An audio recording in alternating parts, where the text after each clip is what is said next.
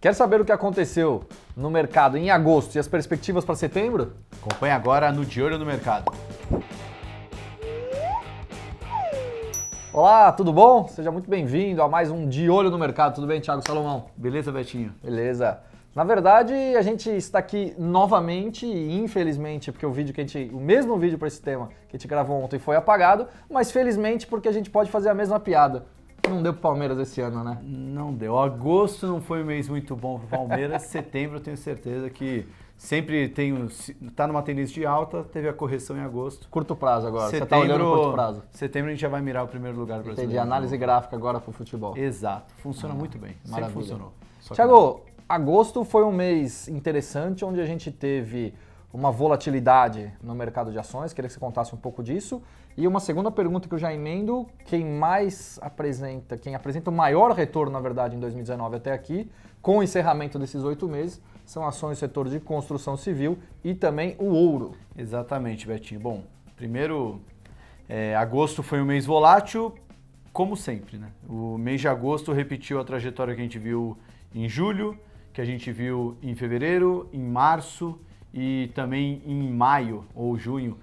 Enfim, 5 dos 8 meses do ano, a gente teve um mês muito volátil. O Ibovespa, em agosto, ele oscilou 9 mil pontos da mínima para a máxima e teve uma rentabilidade praticamente estável, né? Foi menos de 1% de variação.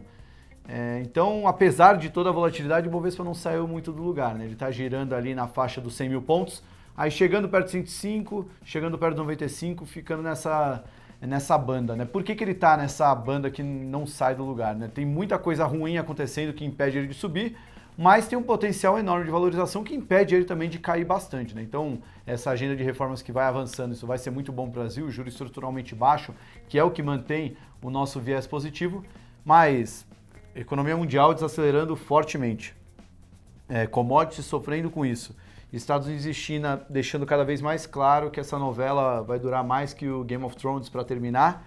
Então o mercado vai continuar sentindo os efeitos disso.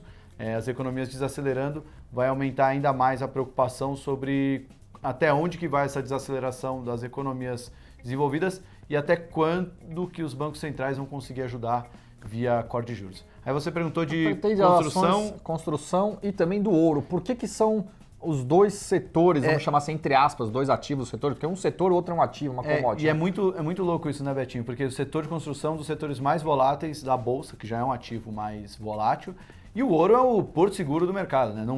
Vai ter uma guerra universal, vamos pro ouro. Não morna, né? Como dizem alguns aqui. Completamente descorrelacionado esses dois ativos. Acredito que o ouro, ele tem uma explicação bem clara com o que a gente está vendo mundo afora. Esse cenário de juro negativo e juro caindo ainda mais, né?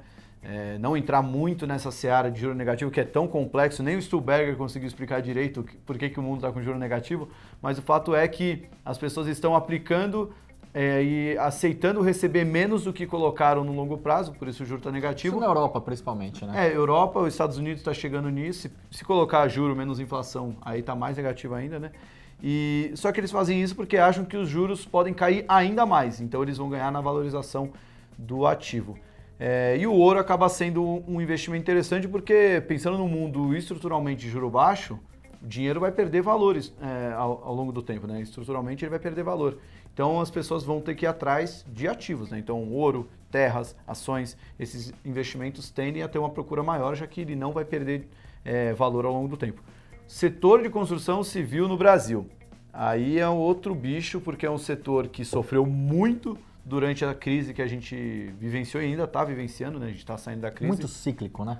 E ele é extremamente cíclico e muito sensível ao ciclo de juros, né? Então, a Selic está em 6,5%, deve para 6% na reunião do Copom que vai ter em setembro, deve cair ainda mais, já tem projeção apontando para baixo de 5%, e o setor de construção ele acaba sentindo na veia o resultado disso. Então, é um setor que sofreu muito na crise e pode se beneficiar desse ciclo de juro baixo. Por isso que as ações estão performando tão bem.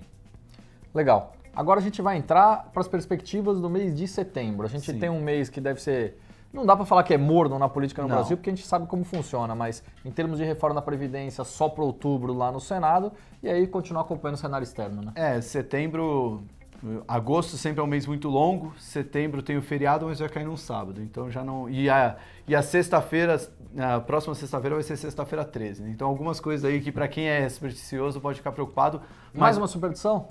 Qual? Copom e Fed no mesmo dia? Exato, é verdade, é o ponto que eu ia chegar. O único evento esperado mesmo da agenda é na quarta-feira, dia 17, se eu não tiver... Dia 18, exatamente, dia 18. Copom e Fed é o evento mais esperado, Betinho. O Copom vai cortar juros em 50 ou 25 pontos base, a gente acredita que vai ser 50, só que o principal é saber até onde que vai esse ciclo de corte de juros, né? Já que agora o dólar está gostando de ficar na faixa de 4,10, 4,20, isso pode acordar a inflação e arrefecer o ciclo de queda de juros, a gente tem que acompanhar.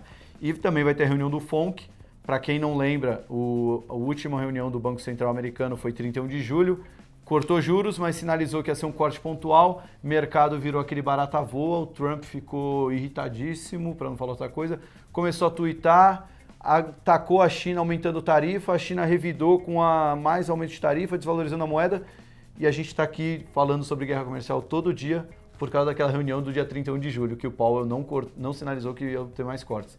Nessa reunião, o pessoal espera que venha corte, mas a gente espera um belo barata voa de novo, porque o mercado está muito sensível com isso, é um dos eventos mais importantes. O que não está na agenda, agenda comercial que vai andar todos os dias, né? Guerra comercial, desculpa, que a gente tem que acompanhar todo dia. E na agenda política, boa parte das aprovações vão ficar para outubro, mas como aqui é o Brasil, a gente tem que acompanhar qualquer casca de banana que pode surgir no governo. Mas um ponto positivo para o avanço da reforma administrativa, que é deixar o Estado menor para economizar contas. Então a gente já vai ter uma reforma da Previdência, uma reforma tributária e agora uma reforma administrativa. Tudo isso caminhando positivamente bem, mas na política a gente não pode ficar tão otimista. Um ponto só interessante para a gente destacar é o mercado muito dividido ainda sobre o corte do Comitê de Política Monetária aqui no Brasil entre 0,25 e meio, né? Eu acho que as apostas são mais para 0,5. Isso muito mais em função do dólar, impacto na inflação de curto prazo que isso possa causar. Eu acho que essa discussão não é nem tão preocupante sobre essa reunião.